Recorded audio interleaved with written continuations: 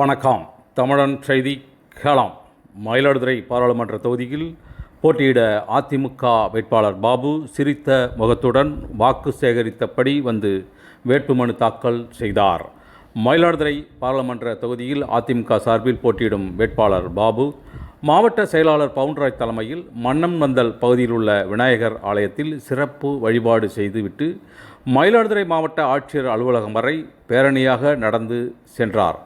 அப்போது சிரித்த முகத்துடன் தொண்டர்கள் ஆரவாரத்தின் இடையே இரட்டை இலைக்கு வாக்கு போடுங்கம்மா என்று சிரித்தபடி அதிமுக வேட்பாளர் வாக்குகளை சேகரித்து பின்பு மாவட்ட ஆட்சியர் அலுவலகத்திற்கு வந்தார்.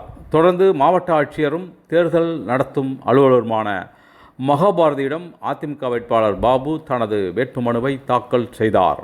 தொடர்ந்து மாற்று வேட்பாளராக அவரது சகோதரர் பாலாஜி வேட்புமனு தாக்கல் செய்தார்.